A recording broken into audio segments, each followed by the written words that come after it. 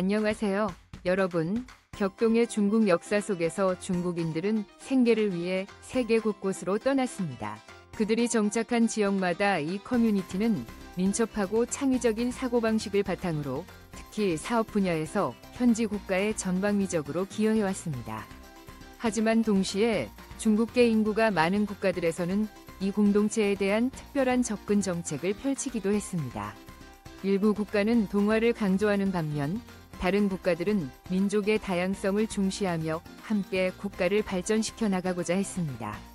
그리고 싱가포르는 동남아시아 국가 중에서 민족 간의 조화를 강조하며 화교 및 기타 소수 민족에 대한 다양한 지원 정책을 시행하는 대표적인 나라입니다.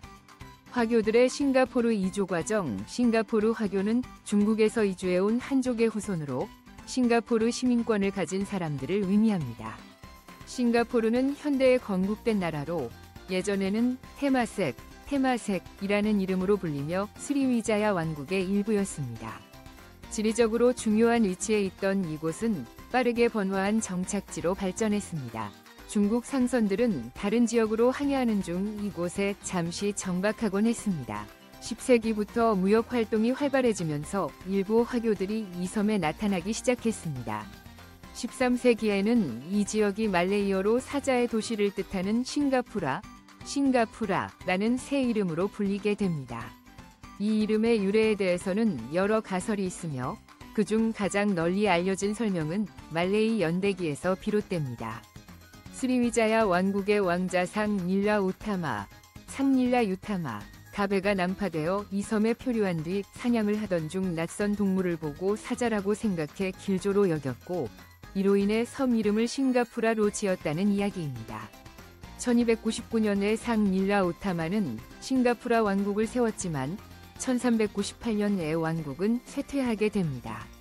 스리위자야 왕국의 권력 약화는 싱가푸라가 아유타야 왕국과 마자파잇 왕국 간의 지배권 분쟁에 휘말리게 만들었습니다. 이로 인해 화교들과 이 섬 주민 간의 무역도 중단되었습니다.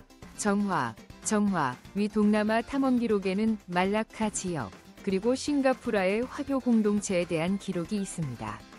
15세기 초 이 지역은 마자파잇 왕국의 지배하에 있었고 이후 여러 차례 지배자가 바뀌면서 16세기부터는 이슬람 왕국 조허의 일부가 되었으며 이후에는 네덜란드의 통제를 받게 되었습니다. 1819년 영국 정치가 스탠포드 라이플즈가 이 섬에 도착합니다. 그는 이곳이 중국과 인도를 잇는 무역로의 이상적인 거래 거점이라는 사실을 인식하고 새 무역기지를 세우기로 합니다. 이때부터 싱가푸라는 싱가폴로 불리게 되었고 이는 영어식 발음에서 비롯된 변화입니다. 당시 이 섬에는 대부분 사람들이 작은 집에서 살고 있었고 약 150명의 주민이 있었으며 그중 120명은 말레이인, 30명은 화교였습니다. 하지만 네덜란드 정부는 영국의 진출이 자국의 이익을 해칠 것을 우려하여 강력히 반대했고 이러한 갈등은 1824년 영국 네덜란드 조약이 체결되면서 해소되었습니다. 이 조약에 따르면 말라카 해협을 경계로 북쪽은 영국, 남쪽은 네덜란드가 통치하게 되었습니다. 영국의 개발과 투자를 통해 싱가포르는 빠르게 제국의 주요 상업 및 군사 중심지로 성장했고 인구는 1819년 1000명에서 1824년 10,000명으로 급증했습니다. 이전 세기에는 화교의 존재가 미미했지만 19세기부터 본격적으로 대규모 화교 이주가 시작되었습니다. 이는 영국이 말레이 반도를 지배하게 된 이후 농업 및 광업을 확대하면서 공후, 후추 농장과 인산염, 주석 채굴지를 세운 데 기인합니다. 이로 인해 싱가포르를 포함한 지역으로 다수의 화교들이 이주해왔습니다. 영국 고용주들은 화교들의 성실함을 인정해 많은 이들을 중용했습니다. 일부 사람들은 싱가포르에서 일하며 충분한 돈을 모아 고향으로 돌아가 부유한 삶을 살게 되기도 했습니다. 반면 중국 본토에서는 흉년, 과중한 세금, 잇따른 자연재해로 인해 많은 사람들이 어려움을 겪었고 이러한 소문은 더욱 많은 화교들이 싱가포르로 이주하게 만드는 계기가 되었습니다. 이 시기 래플스는 화교들을 위한 첫 정착지를 조성하며 이를 차이나타운이라 불렀습니다. 1826년 인구 조사에 따르면 화교 인구는 약 6,088명으로 말레이인, 부기스인, 자바인, 인도인을 모두 합친 수보다 많았습니다. 1849년까지도 화교는 전체의 약 5만 3천 명이 인구 중 52.8%를 차지하며 가장 큰 민족 집단으로 남아 있었습니다.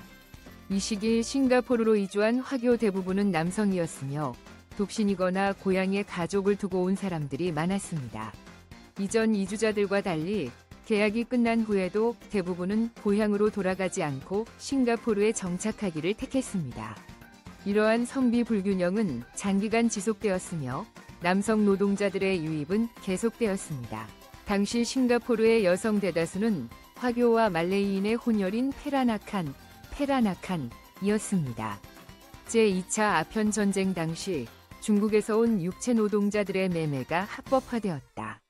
그러나 싱가포르에서는 이들이 사실상 노예처럼 착취당했다. 이 상황은 윌리엄 피커링, 이 화교 보호관이 된 이후에야 종식되었고 1914년에 이 매매 행위는 완전히 금지되고 폐지되었다. 20세기에 들어서면서 영국은 경제 분야를 확장하고 더 많은 시장을 조성함으로써 더 많은 여성들이 싱가포르로 오는 것을 장려하기 시작했다. 이와 동시에 이데올로기의 변화는 여성들이 중국을 떠나 자유롭게 이주할 수 있도록 만들었고 이로 인해 싱가포르 내 화교 공동체는 계속해서 증가하게 되었다. 이 시기 그들은 상업 활동에 참여하거나 광산 산업과 플랜테이션 산업에서 일했다. 일부는 아편 밀매나 고리대금업에 종사하기도 했다. 전반적으로 보면 영국 제국의 통치하에 화교들은 싱가포르의 여러 경제 분야에서 중요한 역할을 담당했다. 1937년에 일어난 제2차 중일전쟁은 해외에 거주하며 일하고 있던 화교들의 애국심을 불러일으켰다. 싱가포르에서는 화교들이 일본산 상품과 제품에 대한 불매운동을 시작했다. 일부 남성들은 중국으로 돌아가 조국과 함께 일본군에 맞서 싸우기로 결정했고 싱가포르에서 성공한 사업가들은 중국의 경제적 지원이나 군수 장비를 제공했다. 싱가포르는 제2차 세계대전 중인 1941년 12월 8일 일본군이 이 섬을 공격하면서 큰 피해를 입기 전까지는 계속 번영을 이어갔다. 싱가포르를 점령한 지 1년 만에 일본 제국은 싱가포르 내 화교 공동체에서 반일 분자들을 제거하기 위한 군사작전을 개시했다. 이 작전은 숙청작전, 숙청이라 불렸다. 이에 따라 18세에서 50세 사이의 모든 화교 남성들은 대규모 선별센터로 소집되었다. 이 선별 작업은 캠페이타이, 일본군 헌병대라는 조직에 의해 주로 수행되었다. 하지만 이 선별 과정은 체계적이거나 명확하게 조직되어 있지 않았다. 때문에 누가 반일 인물인지에 대한 판단은 선별 작업을 수행한 인물들의 주관적 판단에 의존한 것이었다. 운 좋게 선별을 통과한 남성들은 센터를 떠날 수 있었으며 검사 완료, 도장이 찍힌 종이 혹은 얼굴, 팔, 어깨, 의복 등의 유사한 도장을 받은 형태로 자신의 무죄 증거를 받았다. 반면 반일 혐의가 있는 사람들은 삼각형 도장을 받은 후 처형되었다. 한 보고서에 따르면 숙청작전으로 사망한 사람은 약 2만 5천 명에서 5만 명으로 추정되며 실제 사망자는 이보다 훨씬 많을 것으로 알려져 있다. 1945년 8월 15일 일본이 연합군에 항복한 이후 싱가포르는 다시 영국 제국에 반환되었다. 그러나 일본으로부터 이 섬을 지키지 못한 영국에 대한 신뢰는 이미 사라진 상태였다. 이로 인해 싱가포르 내에서 민족주의와 반식민주의 운동이 촉발되었다. 메르데카, 독립라는 구호가 섬 전역에서 울려 퍼졌다. 1958년 8월 영국 의회는 싱가포르주 스테이트 오브 싱가폴 설립을 규정하는 법률을 통과시켰고 1년 후 첫 총선이 실시되었다. 케임브리지에서 법학을 공부한 젊은 변호사 리콴유는 싱가포르의 첫 번째 총리가 되었다. 그는 오늘날 싱가포르의 부국을 세운 주역으로 평가된다. 1963년에는 말레이시아 연방이 결성되었는데 이 연방은 말레이시아 연방, 싱가포르, 사라왁, 사바로 구성되었다. 하지만 이 통합은 큰 합의를 얻지 못했고 싱가포르 정부와 말레이시아 중앙정부 간의 정치적, 경제적 입장 차이로 인해 갈등이 발생했다. 이것은 1964년에 싱가포르에서 말레이계와 화교 간의 끔찍한 인종 폭동으로 이어졌으며 이 사건으로 23명이 사망하고 454명이 부상을 입은 것으로 추산된다. 정당 정치에서의 이념 차이와 1964년의 인종 폭동은 싱가포르가 말레이시아에서 분리 독립하게 된 중요한 계기가 되었다. 결국 1965년 6월에 싱가포르는 독립국가를 선언하고 같은 해 8월 9일에 주권국가로서의 독립을 확정지었다. 전반적으로 싱가포르 내 화교의 존재는 다른 동남아시아 국가들보다 오랜 역사를 갖고 있으며 이는 이 섬나라가 복잡한 역사를 가진 국가라는 점과 독립한 지 불과 59년밖에 되지 않았다는 점에서도 알 수 있다. 싱가포르의 화교 공동체에 대한 관점 독립을 쟁취한 후 싱가포르는 민족과 문화의 다양성을 바탕으로 조화로운 사회를 구축하기 시작했다. 이는 동남아시아 일부 국가들의 동화 정책과는 매우 다른 방식이다. 이러한 이유로 화교를 비롯한 몇몇 민족 집단은 임시거주에서 영구 정착 및 시민권 취득으로 사고방식을 전환하기 시작했다. 부당한 대우나 차별이 분노와 불화를 초래할 수 있다는 점을 충분히 인식한 싱가포르 정부는 모든 민족과 신앙을 공평하게 대우해야 한다고 보았다. 이러한 관점을 강화하기 위해 국가 차원에서 다양한 정책이 시행되었다. 대표적인 예로 정치적으로 싱가포르는 다양한 민족 공동체가 함께 살아가는 사회 속에서 점점 더 공정하고 평등한 체제를 구축하는 데 성공했다. 자격을 갖춘 사람이라면 민족에 상관없이 정부의 적절한 자리에 출마할 수 있는 권리가 있다. 실제로 화교, 말레이계, 인도계 모두가 국가 지도 체계 내에서 각자의 지위와 역할을 가지고 있다. 심지어 이 나라의 국기조차도 민족 간의 공정성을 반영하도록 디자인되었다. 리콴유 총리의 회고에 따르면 화교들은 중화인민공화국 국기를 본떠 별을 넣고자 했고 말레이계는 이슬람을 상징하는 초승달을 원했다. 그래서 이 두 상징이 결합되어 현재의 싱가포르 국기가 완성되었다. 경제적으로 경제사회적 발전 수준이 서로 다른 각 민족도 경제의 다양한 분야에 참여할 수 있도록 하였으며 출신 배경에 따라 제한받지 않는다. 교육적으로 독립 이후의 싱가포르는 작은 아시아라고 불릴 만큼 다민족 다문화 다언어 사회였다.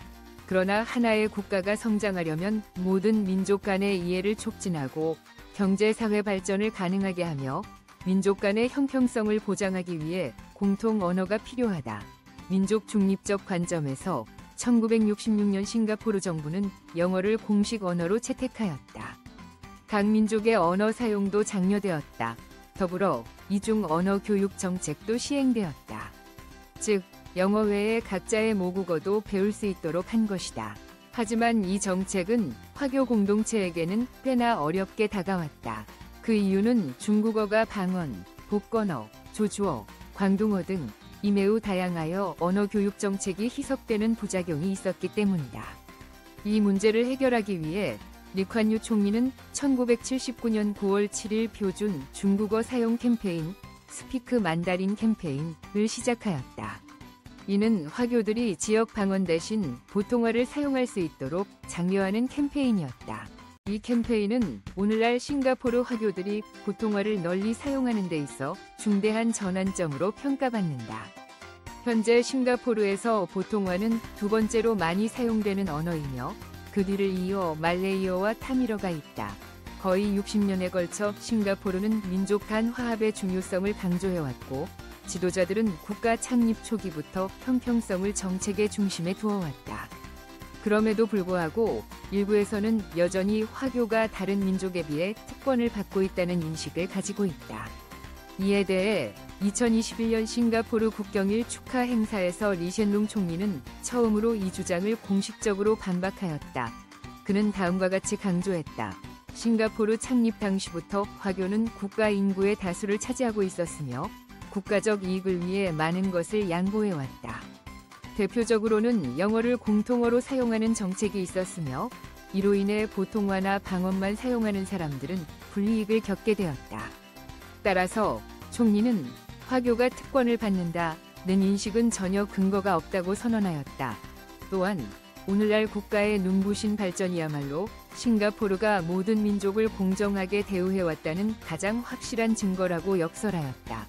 다양한 민족이 함께 살아가는 작은 나라임에도 불구하고 싱가포르는 정치적으로 안정적이고 문명적인 사회를 유지하고 있다. 정치적 분쟁, 폭동, 시위 등은 거의 발생하지 않는다. 아마도 이는 지도자들의 뛰어난 통치력 덕분에 단결되고 강한 국민이 형성되었기 때문일 것이다. 싱가포르에서 화교의 역할. 2020년 기준 싱가포르의 인구는 590만 명이며 그중 약 420만 명이 화교로 전체 인구의 75.9%를 차지합니다. 말레이인은 싱가포르의 원주민 공동체로 인정받고 있지만 인구의 15%에 불과합니다. 다음으로는 인도계가 7.5%를 차지하며 나머지는 기타 민족들입니다. 이로 인해 싱가포르는 베트남이나 중국과 같은 다민족 국가들과는 차별화된 특징을 가지고 있습니다. 대표적인 예로 싱가포르의 대부분 민족은 오랜 세월 그곳에 거주해온 토착민이 아니라 외국에서 이주해온 사람들입니다. 또한 싱가포르에서는 어떤 민족도 특정 지역에 따로 모여 살지 않습니다. 이들은 섞여 살며 서로 융합되어 다채로운 문화 정체성을 형성하는 공동체를 이루고 있습니다. 현재 싱가포르의 화교 공동체는 5개 주요 그룹으로 나뉘며 이들 모두는 중국 남부 출신입니다. 그중 가장 큰 그룹은 푸젠, 퍼키엔, 게로, 싱가포르 화교 인구의 약 40%를 차지합니다. 두 번째로 큰 그룹은 차오저우, 트리오 차오, 게로 20%를 차지합니다. 나머지 세 그룹은 각각 광둥, 쾅송, 하카, 카치지아, 하이난, 하이남, 게입니다. 대부분의 화교는 싱가포르로 이주했을 당시 많은 어려움을 겪었으며 주로 육체노동과 같은 힘든 일을 해야 했습니다. 그러나 1960년대부터 1990년대까지의 급속한 산업화 덕분에 싱가포르는 세계에서 가장 부유한 국가 중 하나이자 아시아의 4마리 용 중 하나로 성장했습니다. 이 같은 국가의 눈부신 발전은 많은 사람들이 빈곤에서 벗어날 수 있게 했으며 이를 통해 중산층과 상류층이 대거 형성되었고 이들 대부분은 화교였습니다. 오늘날 싱가포르 화교는 사회 내에서 매우 확고한 입지를 가지고 있습니다. 이들은 경제 분야에서 주도적인 역할을 하고 있으며 다시 말해 싱가포르 경제를 장악하고 있는 셈입니다. 그리고 이는 싱가포르 화교 공동체가 어떤 차별도 받지 않았기 때문에 가능한 결과이기도 합니다. 추산에 따르면 싱가포르 인구의 75.9%가 화교이며 이 공동체는 싱가포르 전체 경제의 96%를 통제하고 있고 시가총액 기준 상장 기업의 81%를 차지하고 있습니다. 싱가포르에서 가장 부유한 사람들 중 대다수가 화교입니다. 그러나 1위는 미국인 억만장자인 에두아르도 사베린, 에듀어도 세이버린입니다. 한편 싱가포르에서 가장 부유한 가문은 황씨 가문입니다. 황즈창, 호황치텅과 그의 동생 황즈닷, 호황치댓은 유명한 부동산 제국인 파이스트 오가니제이션을 운영 중인데 이 기업은 두 사람의 아버지인 황딘푸엉, 호황신퍼웅이 창립했습니다.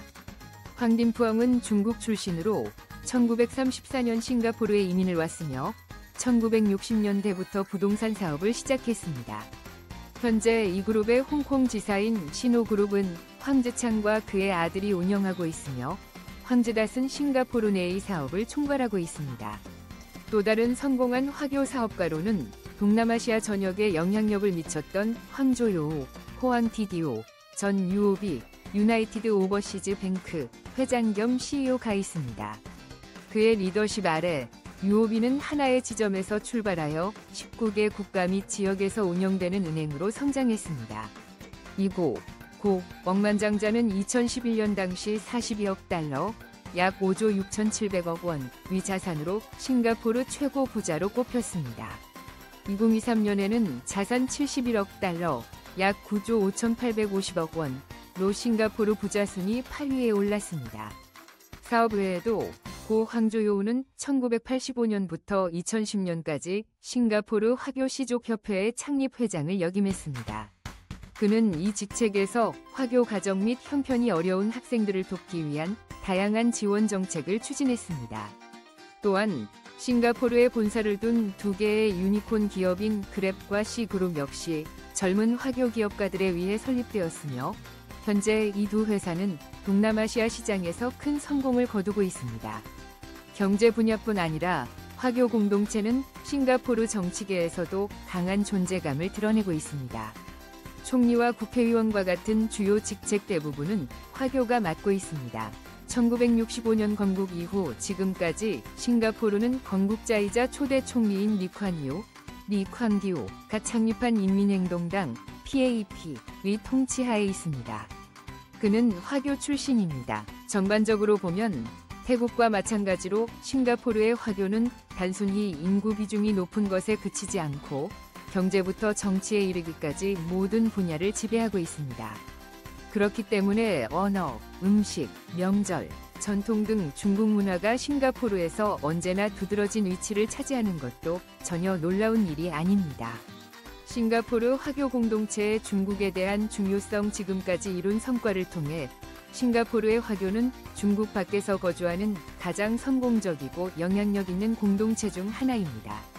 다른 화교들과 함께 싱가포르 화교 출신들의 경제 제국은 방대한 무역 네트워크를 형성했으며 이 네트워크는 동남아시아 내 화교 기업들로 구성되어 있고 중국 본토 경제와 긴밀하게 연결되어 있습니다. 이들은 막대한 외국인 직접 투자, FDI를 통해 중국 경제에 적지 않은 기여를 해왔습니다. 이 공동체가 가진 중요성과 그들이 제공하는 가치로 인해 최근 몇 년간 베이징 정부는 해외 화교를 위한 정책과 혜택에 큰 관심을 기울이고 있습니다.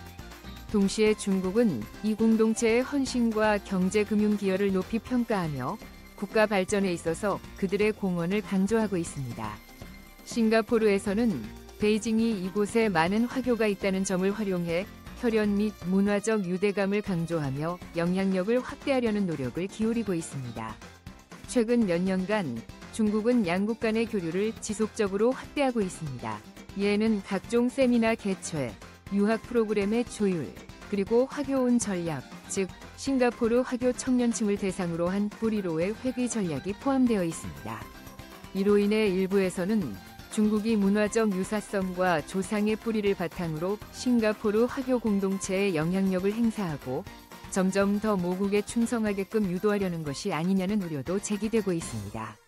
왜냐하면 지금 이 순간에도 시진핑 주석 체제하에 중국몽, 즉 과거의 위대함을 되찾으려는 국가적 비전은 어느 때보다도 높은 충성심을 요구하고 있으며 그 대상은 단지 중국 본토 국민에 국한되지 않고 해외 화교 공동체까지 포함되기 때문입니다.